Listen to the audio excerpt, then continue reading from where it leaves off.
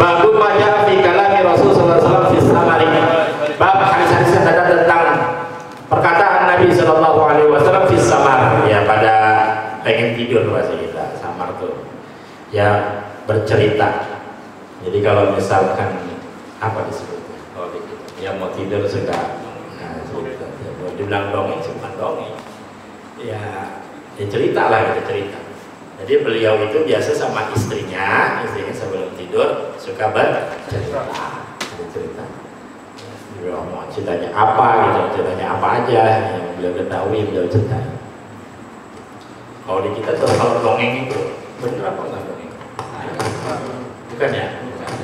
Kalau kita, kalau beliau sih ya kita nggak tahu deh dia ceritainnya apa gitu ya. Kalau bahasa kita ya mungkin dongeng kita atau yang lain. Tapi intinya maksudnya bercerita. Bercengkrama sama istri. Ya, biasanya itu kalau sama istri, ya sebelum tidur, Bang Andi, ya cerita. Nah, ngobrol, ya, ngobrol. Hati-hati. Nah. Handphone simpen handphone, ya. Handphone simpen kalau istri jangan handphonean. Isinya handphone sini, ini lakinya main handphone, istrinya main handphone ya. Ya, ngobrol. Ceritain apa aja hari ini kejadian apa aja cerita. Wa bi qala hadatsana Hasan bin Sabahi al-Bazzar qala hadatsana Abu Nadri qala hadatsana Abu Aqil as-Saqafi Abdullah bin Aqil an Mujarrid an Sya'bi an Masruq an Aisyah qalat hadatsa Rasulullah sallallahu alaihi wasallam kata lailatin nisa'ahu hadisan. Dari Masruq dari Sayyidatina Aisyah radhiyallahu anha beliau berkata bercerita Rasul Shallallahu Alaihi Wasallam zata lailati pada satu malam nisa'ah kepada istri-istrinya hadisan akan satu cerita. Ya Nabi suka cerita sama istri. Nah, kalau sebelum tidur. Faqalat imra'atun minha maka berkata salah seorang perempuan dari mereka dari si Nabi ka'annal hadisa hadisul khurafat seakan-akan hadis cerita ini ada cerita khurafat, cerita dongeng khurafat. Jadi yang diceritain sama baginda Rasul Shallallahu Alaihi Wasallam mungkin gak masuk akal gitu ya, gak masuk akal. Lalu salah satu istrinya bilang, kayaknya seolah cerita Nabi kok kayak dongeng gitu. Tapi yang namanya baginda Nabi Shallallahu Alaihi Wasallam kemarin beliau bilang beliau itu nggak ngomong kecuali sesuatu yang benar. Cuman terkadang memang untuk orang yang memang tidak sampai kepada pengalamannya maka susah untuk memahami. Ya. Contoh misalkan orang apa namanya memiliki suatu kelainan, apa bahasa kita bisa melihat jin apa indigo lah indigo. Ada bocah indigo misalkan begitu ya, dia bisa. Memang Allah ada orang-orang yang begitu, itu benar ada orang yang bisa. Ketika dia cerita dengan suatu apa yang dia lihat, kita yang kagak ngerasain, kita bilangnya apa? Ngarang nih, gitu. Ngarang.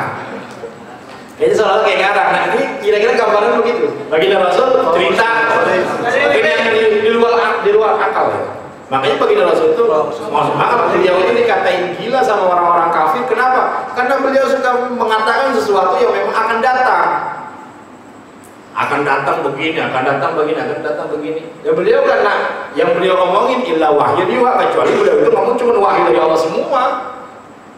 Tentang ini, tentang ini, tentang ini, tentang manusia diciptain di dalam perut 40 hari untuk mani, 40 hari jadi segumpal darah, 40 hari segumpal daging, lalu ditiupkan ruh. Kan buat orang yang nggak paham, dia bilang, ngaco nih cerita, gitu jadinya, karena nggak paham. Ya, teknologinya nggak nyampe dia, dengan teknologi Nabi mah dari Allah langsung. Kayak kisah Isra Mi'raj, Nabi cerita waktu Nabi turun Isra Mi'raj, tapi bingung nyampein Isra Mi'raj gimana, pusing. Kenapa Nabi puyeng? Karena gak masuk akal. Dalam waktu kurang dari setengah malam, ya dari Mekah Nabi berangkat ke Aqsa Palestina. Lalu Nabi naik ke Sidratul Muntaha, subuh-subuh udah di situ, kan ceritanya bingung. Nanti dikata, ya bikin orang kata orang mungkin dikata ngarang atau segala macam. Kan kayak begitu jadinya. Ini kan sesuatu yang sulit diceritain. Hal-hal yang kayak begitu. Makanya waktu Abu Jahal pertama ngelihat Nabi pulang dari Mi'raj, Lalu kemudian Nabi duduk di atas batu. Nabi lagi kebingungan cara nyampein sama umatnya. Abu Jahal lewat ditanya, Muhammad, kamu kenapa? Saya tadi habis Isra dari sini ke Palestina. Terus Mi'raj ke atas. Kata Abu Jahal, kamu Isra dari sini ke Palestina semalam? Iya. Terus naik ke atas? Iya. Terus sekarang udah di sini subuh-subuh? Iya. Abu Jahal langsung senang dia. Kata Abu Jahal, berani gak kamu ngomong kayak begini cerita sama orang-orang? Kata Nabi, iya berani. Langsung Abu Jahal teriak-teriak, warga, masih gitu-gitu. Muhammad mau cerita nih, mau cerita. Kenapa? Abu Jahal pada saat itu yakin bahwa orang pada gak percaya tentang yang Nabi. Ini saatnya dinyerang Muhammad, begitu bahasanya. Maka pada saat itu Nabi cerita ya kalau kita baca di Daniel, ya orang macam-macam ekspresinya, ada yang pengen dipala. Nah, gue yang gak percaya. Itu bahasa kita sampai subuh-subuh. Mungkin ada yang baru pengen berangkat mandi kali ya. Tiganya masih tiganya. Boganya boan, ini mangap kali mendengar cerita Nabi sih. Sampai Mut'im bin Adi pada saat itu baru masuk Islam, murtad lagi ya. Pada saat itu mereka murtad lagi. Kenapa? Karena cerita Mi'raj nggak masuk di akal. Nabi dari Mekah ke Palestina, dia bilang semalaman berangkat, lalu naik ke atas, langit ke-7, lalu kemudian balik sudah ada. Ini berita yang sulit diceritakan. Padahal nyata nggak? Nyata, baginda Rasul ngomong kayak begitu. Makanya dikasih bukti sama Allah. Ada yang tanya waktu itu, Muhammad, kalau emang kamu benar, coba tolong kamu hitung berapa pintunya tuh. Iya, Masjid Aqsa. Berapa pintunya? Lalu kemudian ada pohon apa di Masjid Aqsa? Disebutin nama Nabi. Ini. Sebagai bukti bahwa itu benar terjadi. Makanya Isra dan Mi'raj Nabi Muhammad SAW beliau diisrakan dari Mekah lalu kemudian ke Palestina dulu, ke Masjid Aqsa dulu. Kalau seandainya dari Masjidil Haram ke Masjidil Aqsa, Nabi gak mampir ke Masjid Aqsa, langsung naik ke Sidratul Muntaha, entah buktiinnya bingung. Buktiin nama orangnya bingung. Makanya Allah pergikan dulu ke Masjidil Aqsa. Biar apa? Biar orang percaya. Karena pada saat itu orang pasti nanya yang pernah ke Masjidil Aqsa. Masjidil Aqsa kayak gimana bentuknya? Ada berapa pintunya? Ada berapa jendelanya? Orang nanya, di sebelah sini ada pohon apa, sebelah sini ada pohon apa. Nabi bisa jelasin, tak satu-satu, jadi bukti, benar. Iya benar. Padahal saat itu, ya baginda Rasul sebelum pernah sampai ke Masjidil Aqsa. Jadi sebagai bukti makanya ada Isra dulu. Sebenarnya kalau langsung Mi'raj bisa nggak? Bisa-bisa aja dari Mekah langsung aja naik ke atas, naik buruk, tapi enggak, mampir dulu ke Masjidil Aqsa buat ngebuktiin bahwa benar kejadian itu. Namun secara akal nggak nyampe, belum bisa orang akalnya. Kenapa? Teknologinya belum ada pada saat itu. Kalau orang sekarang pergi dari sini, pergi ke luar negeri dalam waktu sejam, 2 jam, kita percaya. Saya bilang, saya tadi pagi habis dari Singapura, dan sekarang udah nyampe lagi. Percaya nggak? Nggak percaya. Pesawat sekarang mah teknologi udah nyampe. Orang dulu teknologi belum nyampe. Makanya orang banyak yang bilang baginda Rasul gila. Gimana nggak gila? Coba kami bilang, nih tangan, nanti kaki semua akan berbicara. Teknologi belum nyampe. Kan bagaimana tangan ngomong, mulutnya kagak ada. Kalau teknologinya udah nyampe, sekarang kita masih kita boleh bingung di tangan kagak bisa ngomong. Dulu juga orang dulu tuh kalau misalkan dikasih unjuk sama micro SD 200 tahun lalu lah orang. Ini kita masa sekarang nih, kita balik ke waktu 200 tahun yang lalu, 800 tahun yang lalu. Lalu kita ngomong pakai micro SD. Nih di sini ada lagu. Ada 200 lagu, ada 200 foto, ada 20 video. Orang dulu bilang masih bilang apa? Saya jadi gila. Lah micro SD kecil begitu. Bagaimana caranya ada lagu? Bagaimana caranya ada foto? Bagaimana caranya ada video? Kenapa orang 200 tahun dulu bilangnya gila? Teknologinya udah nyampe. Kita di sini sekarang Sekarang anak bocah kecil nih micro SD, di dalamnya bang ada foto, di dalamnya ada video, di dalamnya ada apa namanya musik-musik. Kita percaya nggak? Percaya. Orang bisa disetel nggak? Itu jadi begitu. Karena teknologinya nggak nyampe. Baginda Rasul dapat wahyu dari Allah. Ngomong di tangan kan bisa ngomong, kaki bisa ngomong, tembok semua ini bisa ngomong. Ini yang ada di kita bisa ngomong tanya. Orang sekarang bingung, bagaimana ini bisa ngomong? Jangan bingung. Kenapa ente gak bingung ketika itu micro SD bisa ngomong? Kenapa ente gak bingung tuh ketika disk, compact disk, CD, bulat gepeng, kita ketek juga patah. Bisa tahu, iya ada videonya. Itu di mana tuh otak kita tuh? Itu belum nyampe gitu tuh. Ya, atau terkadang kita zaman kita masa kita sekarang udah ada teknologi yang kadang kita aja belum paham. Apa sinyal? Coba ente sekarang sinyal tahu nggak? Tahu kan sinyal, tapi kalau ditanya di mana dia sinyal bingung ente jawabnya. Ente punya adik namanya bocah kecil polos, ya kan? Kita bilang, ini kok nggak bisa dia lagi YouTubean gitu. Nggak ada sinyal, itu sinyalnya nggak ada. Kata aja, emang sinyal di mana? Jawab. Di mana jawabnya? Iya, di mana ya sinyal ya? Bagaimana itu padahal ada di zaman kita, tapi kita nggak paham. Jadi itu kadang-kadang karena ilmu yang diberikan kepada kita ini tidaklah ilmu yang diberikan oleh Allah kecuali hanya sedikit. Nggak ada seujung buku daripada ilmunya Allah. Ini nggak ada. Maka pada saat itu ini dikatakan ketika baginda Rasul dikatakan dongeng. Sebenarnya saya nggak setuju dengan kata-kata dongeng. Kenapa? Karena kalau dongeng kan nggak bener. Gitu. Kayak ngayal, kayak ya kalau dongeng kayaknya bisa bener. Tapi kalau baginda Rasul, ya insya Allah bener. Makanya benar pada saat itu ketika itu nih salah satu istri beliau bilang ka'annal hadis khurafat, seakan-akan yang diceritakan itu kayak khurafat. Lalu apa dijelaskan sama Nabi? Faqala, maka berkata Nabi sallallahu alaihi wasallam, "Atadruna ma khurafat?" Ente tahu nggak apa itu yang dimaksud dengan khurafat?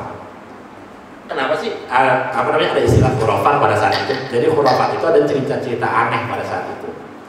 Jadi pada saat itu pada saat Nabi cerita kepada istri-istrinya, mungkin ceritanya agak aneh, lalu istrinya bilang itu khurafat, cerita dongeng, masa gitu.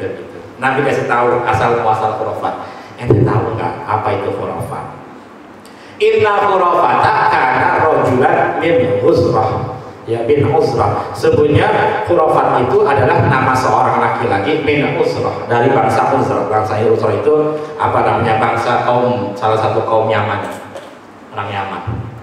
Kata Nabi, ente tahu nggak khurafat itu apa? Khurafat itu adalah nama orang dan orang dari Uzrah, orang dari bangsa Yaman. Asarakul jinu fil jahiliyati, menawan si Uzrah, menawan si khurafat al jinu oleh jin.